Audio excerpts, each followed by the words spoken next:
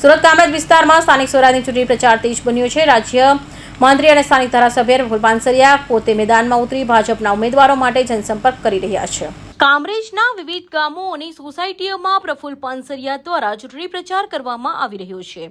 કોલવડ જિલ્લા પંચાયત બેઠકના ઉમેદવાર સમીરભાઈ મોદીના પ્રચાર માટે આરોગ્ય મંત્રી પ્રફુલભાઈ મેદાનમાં ઉતર્યા છે। કેન્દ્ર અને રાજ્ય સરકારની લોક કલ્યાણકારી યોજનાઓ લોકો સુધી પહોંચાડી કમળને વિજયી બનાવવા અપીલ કરવામાં આવી રહી છે। કાર્યકરોમાં ભારે ઉત્સાહ જોવા મળ્યો અને ઠેર ઠેર ફૂલહારથી તેમનું સ્વાગત કરવામાં આવ્યું। બધી જ બાબતોમાંથી ભારતીય જનતા પાર્ટીના તાલુકા પંચાયત, જિલ્લા પંચાયત અને રાજ્ય સરકારના સહયોગથી દરેક કામો થયા છે। પ્રચંડ બહુમતીથી અમારા સમીરભાઈ અને બંને બહેનો જીતવાની છે, એમાં કોઈ બીજો શંકા નથી। પણ સામેના વાળાની ડિપોઝિટ જાય એ પ્રયાસ અમારા ભારતીય જનતા પાર્ટીના કાર્યકર્તાઓ કરી રહ્યા છે, જેનો મને ગર્વ છે। મારું નામ સમીર રાજેન્દ્ર મોદી છે।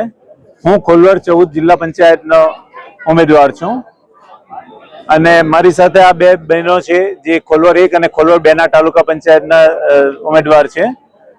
આજે અમારો આ કાર્યાલયનો ઓપનિંગનો કાર્યક્રમ રાખ્યો હતો।